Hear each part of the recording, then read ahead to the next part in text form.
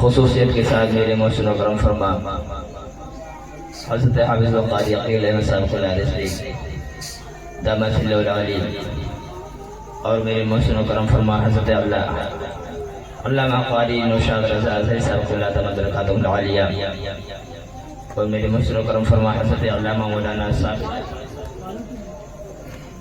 دامت برکاتہ العالیہ اور میرے محسن و کرم فرما حضرت علامہ مولانا وسیم صاحب خلا چشتی دامت اللہ العالی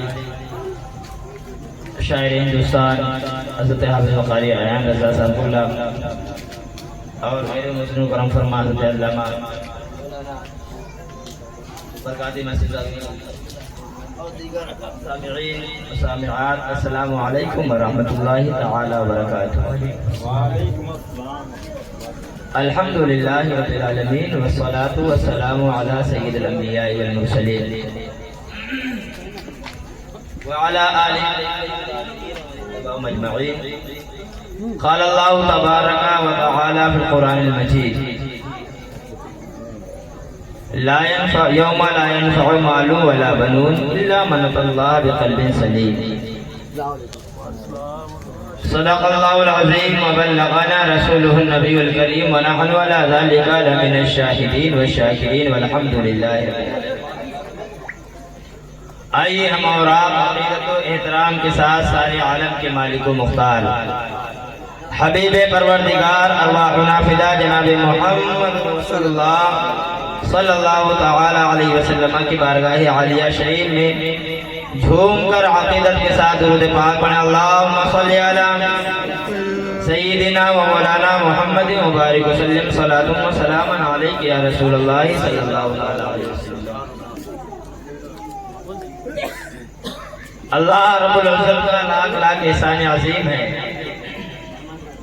کہ اس نے ہم اور آپ کو رات کے اس وقت میں اس محفل میں شرکت کی سعادت بخشی ہے۔ دعا کریں کہ اللہ تعالیٰ اس محفل شریف کو اپنی بارگاہ میں قبول فرما لے اور مولا تعالیٰ ہم سب کی حاضری کو اپنی بارگاہ میں قبول فرمائے۔ پیارے محترم، بڑے مبارکباد کے قابل آپ حضرات ہیں، خاص طور سے صاحب خانہ ہمارے جناب محترم حافظ ایان صاحب اللہ کی ماشاءاللہ ان کے بیٹے ان کے شہزادے کی شادی ہے، سبحان اللہ۔ اسی مناسبت سے اسی موقع پر یہ بابرکت محفل سجائی گئی ہے جس میں ہم اور آپ شرکت کی سعادتیں حاصل کر رہے ہیں۔ پیارے محترم، ایسے پرفتن دور میں، ایسے پرفتن دور میں جبکہ فحاشی عریانیت ناز گانا عروج پر ہے، اس طرح کی محفلیں کم دیکھنے کو ملتی ہیں۔ وہ ابھی 2-3 دن پہلے قاری صاحب خلا اور امام صاحب خلا کی موجودگی میں ایک جگہ ہمارے بھائی کے بہن کی شادی تھی، اس موقع پر ہم کو حاضر تھے۔ بڑی حسین محفل ہوئی، مختصر وقت میں بڑی بابرکت محفل ہوئی اور اس میں ایک پیغام پہ زور دیا گیا کہ جہاں پر اکثر نوجوان اس بات پر گویا اتفاق کر چکے ہیں کہ ان کے یہاں جو بھی تقریب ہوگی اس میں ناچ گانا ضرور ہوگا اور وہ ایک دوسرے کو شوق دلاتے ہیں۔ واہ واہ،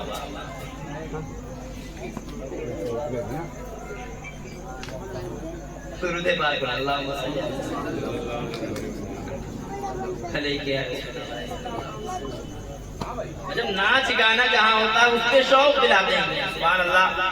میرے محسن و کرم فرما حضرت حافظ و قاری شہنواز صاحب اللہ خطیب امام غریب نواز تشریف لے آئے ہیں۔ پیارے محترم، تو میں آپ سے بات کر رہا تھا کہ جہاں نوجوانوں کا ایک ذہن بن چکا ہے کہ ان کے یہاں شادی ہو یا ان کے دوستوں کے یہاں شادی ہو یا محلے میں شادی ہو، دور سے تعلقات اگر تھوڑا موڑا ہے وہ بھی وہ زور دیتے اس بات پہ کہ جو ہے بھائی آپ کو ڈی جے ضرور لگانا ہے، آپ کو ڈی جے ضرور بجانا ہے، آپ کے پاس پیسے نہیں، ہم اپنے طرف سے کر دیتے ہیں۔ اس طرح سے ماحول چل رہا ہے اور اس طرح سے لوگوں کا ذہن بنا ہوا ہے۔ تو ہم لوگوں نے اس محفل میں اس بات پہ زور دیا کہ جہاں پہ لوگوں نے اس طرح کا ذہن بنایا ہے، اب آپ لوگ جو ہے یہ ذہن بنا لیں کہ اگرچہ ہم پوری قوم کو سدھار نہیں سکتے لیکن اپنے گھر والوں کو تو سدھار ہی سکتے ہیں۔ ایسے موقع پر جب شادی بیاہ کا وقت آئے، موقع آئے، تو ہم اپنے گھر میں حضور کی نام کی محفل سجائیں گے اور حضور کی نعتیں پڑھیں گے، حضور کا میلاد منائیں گے۔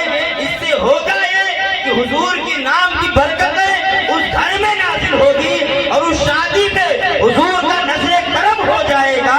تو جانتے ہو میرے پیارے، اس کی دنیا و آخرت دونوں سمجھ جائے گی۔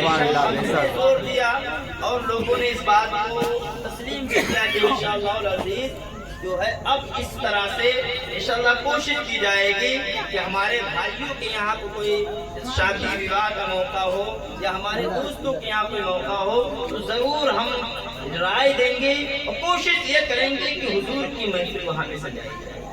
یار محترم، میں آپ حضرات میں ایک ذہن لے کر جائیں پیارے، یہ ایک بات یاد رکھنا، اللہ نے ہم اور آپ کو مسلمان بنا کر کے، حضور کا امتی بنا کر کے ہم اور آپ پہ ایک ذمہ داری عائد فرمائی ہے، وہ یہ ہے کہ اللہ فرماتا ہے کنتم خیر امت اخرجت للناس تأمرون بالمعروف وتنہون عن المنکر۔ اللہ تبارک و تعالیٰ فرماتا ہے کہ تمہیں بہترین امت پیدا کی، تم کو بہترین امت میں پیدا کیا گیا اور تمہاری ڈیوٹی اللہ نے یہ لگائی کہ تم برائی سے منع کرتے ہو اور اچھائی کا حکم دیتے ہو۔ اس وجہ سے اللہ نے تمہیں بہترین امت کہا ہے۔ تو بہترین امت جو آپ کو فرمایا گیا کہ تم بہترین امت ہو، اس کے پیچھے ریزن اور سبب یہ ہے کہ تم برائی سے منع کرتے ہو اور اچھائی کا حکم دیتے ہو۔ اے میرے پیارے، اب آپ اور ہم سب اپنی اپنی ذمہ داری پہ نظر رکھیں اور غور کریں کیا ہم اپنی ذمہ داری ادا کر رہے ہیں یا نہیں ادا کر رہے ہیں۔ کیا آج ہم برائی سے منع کر رہے ہیں لوگوں کو؟ کیا آج ہم اچھائی کا حکم دے رہے ہیں لوگوں کو؟ بلکہ حالات تو اس قدر سنگین ہیں کہ اگر ہم کسی کو برائی کرتے ہوئے دیکھتے ہیں تو اس کو ٹوکتے نہیں بلکہ کہتے ہیں ہاں بھائی لگا رہے، بہت اچھا کام لگا رہے۔ اے میرے پیارے محترم، حضور کا امتی ہونے کی وجہ سے اور مسلمان ہونے کی وجہ سے اللہ نے آپ کی ذمہ داری عائد کی ہے اور حضور نے تو یوں فرمایا ہے کہ جب تم برائی دیکھو، اللہ نے اگر تمہیں طاقت دی ہے تو ہاتھ سے روکنے کی کوشش کرو، اگر یہ بھی نہ ہو پائے تو زبان سے روکنے کی کوشش کرو، اور یہ بھی نہ ہونے پائے تو دل میں برا جاؤ، اور یہ سب سے ہلکا ایمان ہے، ایمان کا سب سے چھوٹا حصہ، سب سے ہلکا حصہ۔ اب بتاؤ کیا ہم برائی دیکھتے ہیں تو ہاتھ سے روکنے کی کوشش کرتے ہیں؟ نہیں۔ کیا زبان سے روکنے کی کوشش کرتے ہیں؟ نہیں۔ بلکہ کوئی برائی کر رہا ہو، برائی ہم دیکھتے ہیں کسی کو برائی کرتے ہوئے تو دل میں بھی اس کو برا نہیں کہ سمجھتے ہیں، بلکہ اس کے ساتھ اٹھتے بیٹھتے چائے پانی کھانا پانی سب کچھ کرتی ہے، اگرچہ وہ شرابی کیوں نہ ہو۔ ہے نا ہمارا حال اس طرح۔ تو اب بتاؤ ہم مسلمان ہیں، کیا ہمارے دل میں ایمان بچا ہے؟ ہمارے سینوں میں ایمان کا کچھ ذرہ باقی بھی ہے کہ ہماری دل سے ایمان رخصت ہو گیا ہے؟ پیارے، ہم اور آپ اپنے ایمان کا محاسبہ کریں، اپنے آپ کا محاسبہ کریں۔ اے میرے پیارے محترم، اللہ تعالی ہم سب کو اس کی توفیق عطا فرمائے۔ درود پاک سیدنا مولانا محمد مبارک وسلم، صلاۃ و سلام علیک یا رسول اللہ صلی اللہ علیہ وسلم۔ آقا کریم صلی اللہ علیہ وسلم کی حدیث پاک ہے، میرے آقا فرماتے ہیں کہ جو بندہ روزانہ 50 مرتبہ درود پاک پڑھے گا، کل قیامت کے دن میں اسے مصافحہ کروں گا۔ پیارے محترم غور کرو، آقا کریم مصطفیٰ جان رحمت سید الانبیاء ارشاد فرماتے ہیں کہ جو بندہ روزانہ 50 مرتبہ درود پاک پڑھے قیامت کے دن میں اس سے مصافحہ کروں گا. سبحان اللہ. اب میں آپ کو ایک ذوق اور محبت کی بات بتاؤں. یارے آپ کو پیر صاحب آ جائے یا کوئی بڑا عالم آ جائے, آپ 2 گھنٹے لائن میں کھڑے رہتے ہیں, قطار میں کھڑے ہونے کے باوجود جب آپ اس سے مصافحہ کر لیتے ہیں یا اپنے پیر سے مصافحہ کر لیتے ہیں, پھر آپ کے دل میں کتنی خوشی پیدا ہوتی ہے, آپ کتنے مسرور ہوتے ہیں, آپ کتنے شاد ہوتے ہیں. اے پیارے اندازہ تو لگاؤ, ایک دنیا دار پیر سے مصافحہ کر لینے کے بعد آپ کتنے خوش ہوتے ہیں. تو پیارے بتاؤ تو صحیح, قیامت کے میدان میں حضور سید الانبیاء سے جب آپ کو مصافحہ کرنے کا موقع ملے گا اور آپ جب حضور سے مصافحہ کر لیں گے, اس وقت آپ کی خوشی کا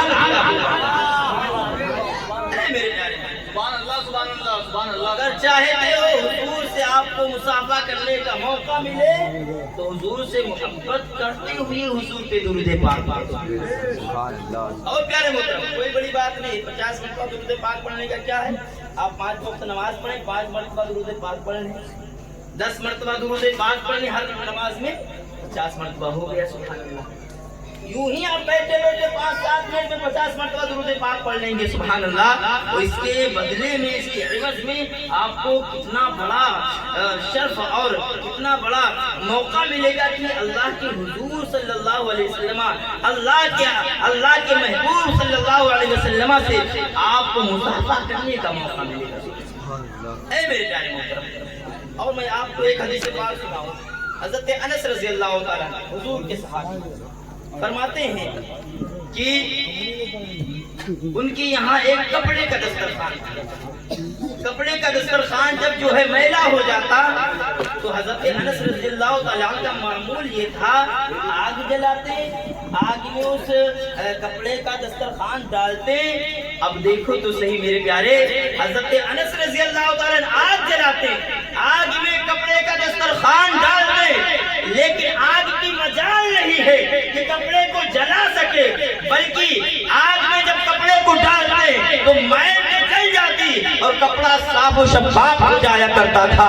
اے میرے پیارے, لوگوں نے پوچھا حضرت انس رضی اللہ تعالیٰ عنہ سے, اے صحابی رسول, اے آقا کے غلام, اے آقا کریم صلی اللہ علیہ وسلم کے شیدائی, ذرا یہ تو بتا دیجئے کہ جب آپ جو ہے اپنا دسترخوان آگ میں ڈالتے ہیں تو یہ آگ کپڑے کو جلاتی نہیں ہے, دسترخوان کو جلاتی نہیں ہے, وجہ کیا ہے؟ تو حضرت انس رضی اللہ تعالیٰ عنہ مسئلے میں ارشاد فرماتے ہیں, کہتے ہیں بھائی بات یہ ہے, یہ عام کپڑا نہیں ہے. ہاں وہ عام کپڑا ہوتے ہیں تو آگ میں ڈالنے کی وجہ سے آگ ان کو جلا دیا کرتی ہے, لیکن یہ عام کپڑا نہیں ہے, بلکہ یہ وہ کپڑا ہے جس کو حضور نے اپنے دستے اقدس میں لیا تھا.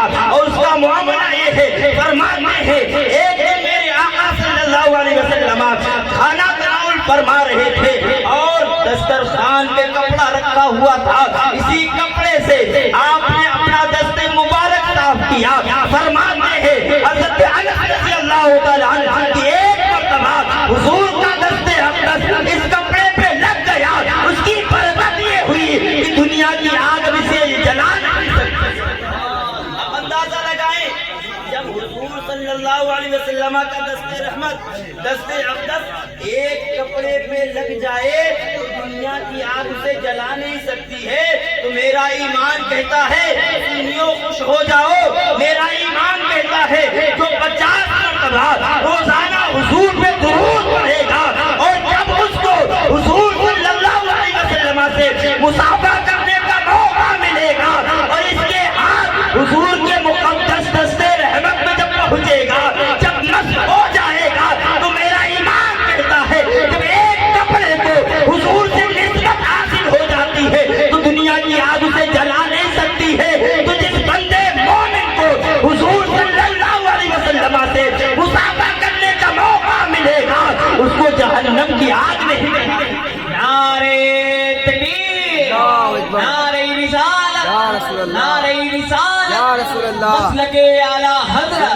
उलमाए अहले सुन्नत जिंदाबाद। उन्हें जाना उन्हें माना न रखा है। अरे बाबा बाबा सुभान अल्लाह उन्हें जाना उन्हें माना न सुभान रखा अल्लाह। है।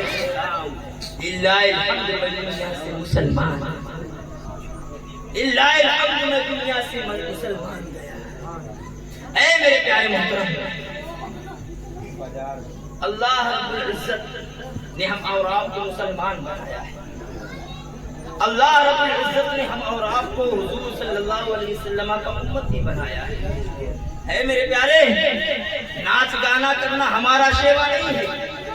और प्यारे बताओ तो सही, आप अंदाजा तो लगाओ कि जब तक कि हमारे बच्चों का अच्छा रिश्ता नहीं मिल रहा था, जब तक कि हमारी बच्ची का जो रिश्ता नहीं मिल रहा था, जब तक कि उसकी शादी तय नहीं हुई थी, तब तक के तो हम परेशान थे। माँ बाप की रातों की नींद उड़ गई, माँ बाप बेचैन रात में उठ कर के अल्लाह की बारगाह में दुआएं करते हैं, रात में उठ के अल्लाह की बारगाह में रोते हैं, पर यादें करते हैं। याद रखो मेरे प्यारे, आप रात की तन्हाई में जब बेटी का रिश्ता नहीं मिल रहा है, उठ के अल्लाह की बारगाह में क्यों रो रहे हैं, अल्लाह की बारगाह में क्यों आंसू बहा रहे हैं, अल्लाह की बारगाह में क्यों फरियादें कर रहे हैं? वजह ये है, आपको मालूम है, आपका ईमान ये कहता है इस परेशानी से निजात दिलाने वाली जात सिर्फ खुदा की जात है। इस परेशानी से अगर कोई निजात दिला सकता है वो मेरा मौला है। मेरी बेटी का रिश्ता कोई करा सकता है, मेरा मौला है। आपको पता था परेशानी के आलम में रात की तन्हाई में अल्लाह की बारगाह में आप रो रहे हैं, अल्लाह की बारगाह में फरियादें कर रहे हैं, अल्लाह की बारगाह में आंसू बहा रहे हैं। जब अल्लाह का करम हो गया, आपकी बेटी का रिश्ता हो गया और आपके बेटे का रिश्ता हो गया, जब मौका आया शादी का, एक दो दिन बाकी रह गए, तो प्यारे होना क्या चाहिए था? इससे पहले ईमान आपका ये था, परेशानी से निजात दिलाने वाली जात खुदा की जात है। ऐ मेरे प्यारे, और ये तसव्वुर ना कायम करना कि सिर्फ रिश्ता हो जाए तो परेशानी जो है खत्म हो जाती है, सिर्फ बेटी का निकाह हो जाए तो परेशानी नहीं आएगी। क्या जरूरी है, क्या जरूरी है मेरे प्यारे कि आपकी बेटी किसी के घर जाए और वो हमेशा हमेशा वही रहे? क्या ये आपने नहीं देखा कि 2 दिन के बाद तलाक हो जाया करता है? क्या आपने ये नहीं देखा बच्ची अपने ससुराल में सिसकती रह जाती है? क्या आपने ये नहीं देखा वो अजनबी घर, वो अजनबी लोग उसको तरह तरह की अज़ियतें पहुंचाते हैं, तरह तरह की तकलीफें जो है देते हैं? ऐ मेरे प्यारे, तो मैं आपसे ये कहता हूँ कि जिस तरह जब आपकी बच्ची का रिश्ता नहीं हो रहा था, उस वक्त जिस तरह आप अल्लाह की बारगाह में रो रहे थे, रिश्ता हो जाने के बाद और ज्यादा अपनी बेटी के मुतालिक आपको फिक्रमंद होना चाहिए था कि अजनबी घर जा रही है, अजनबी लोगों के दरमियान जा रही है, कैसे रहेगी? आपको और अल्लाह की बारगाह में रोना चाहिए था, अल्लाह की बारगाह में और ज्यादा आपको बहाना चाहिए मेरे प्यारे। लेकिन हम ऐसा नहीं करते हैं, हमें करना चाहिए। और प्यारे, जब शादी नहीं हो रही थी तब तो अल्लाह को मनाने में लगे थे, और जब शादी हो रही है तो शैतान को मनाने में लगे, शैतान को खुश करने में लगे हो प्यारे। ये ढोल तमाशे से कौन खुश होगा? मेरे हुजूर तो नहीं खुश होगी, मेरे हुजूर फरमाते में नाच गाने को मिटाने के लिए आया, इनके हालात को मिटाने के लिए आया। और हम क्या कर रहे हैं? हुजूर का गुलाम कहलाते तो हैं अपने आप को, लेकिन कभी हुजूर की तालीमात पर अमल करने की कोशिश नहीं। ऐ मेरे प्यारे मोहतरम, तो ऐसे मौके पर और सोने पे सुहागा, आप तो खुद पैसा खर्च करते, आप तो नाच गाना सुनते ही हैं और सैकड़ों लोगों को सुनते। ऐ मेरे प्यारे, बताओ, अपने किए का गुनाह तो अपने सर ले ही रहे हो, लेकिन जो दूसरा कर रहा है उसका भी गुनाह अपने सर ले रहे हो। प्यारे, अपना हिसाब नहीं देने पाओगे, हम अपना हिसाब नहीं देने पाएंगे अल्लाह की बारगाह में, आप अपना हिसाब नहीं देने पाएंगे अल्लाह की बारगाह में। तो बताओ, सैकड़ों लोगों को जब आप गाना सुनाओगे, नाच दिखाओगे, उनका हिसाब कैसे देने पाओगे प्यारे? और सुनो, अल्लाह का कुरान कहता है, यौम ला यनफउ मालुन वला बनुन, क़यामत के मैदान में न तुम्हारा माल तुम्हें फायदा पहुंचाएगा, न तुम्हारी औलाद तुम्हें फायदा पहुंचाएगा। ऐ मेरे प्यारे मोहतरम, किस पे घमंड कर पैसा आ गया, आप भूले नहीं समाते हो। 4 बेटे क्या हो गए, आप इतराते फिर रहे हो, आप सोचते हो तमाम परेशानी से निजात दिलाने वाले ये मेरे 4 जवान बेटे हैं। आपके पास पैसा है, आप सोचते हो कोई भी परेशानी आ जाए, ये पैसा है इसको इस्तेमाल कर लेंगे, परेशानी दूर हो जाएगी। लेकिन प्यारे, खुशफहमी में ना रहना, गलत तसव्वुर कायम करके ना रहना। याद रखना, अल्लाह का कुरान कहता है यौम ला यनफउ मालू वला बनून इल्ला मन अल्लाह बिक़ल्बिन सलीम। क़यामत के मैदान में न तुम्हारा माल तुम्हें फायदा पहुंचाएगा, न तुम्हारी औलाद तुम्हें फायदा पहुंचाएगी। हाँ, क़यामत के मैदान में कौन सी चीज तुम्हें फायदा पहुंचाएगी, कौन सी चीज तुम्हें नफा पहुंचाएगी? तो अल्लाह का कुरान कहता है मोहब्बत करने वाला दिल लेकर जाओगे अल्लाह की बारगाह में। उल्फत करने वाला, इश्क करने वाला दिल लेकर जाओगे अल्लाह की बारगाह में, तो ये दिल तुम्हें फायदा पहुंचाएगा। किससे इश्क करना?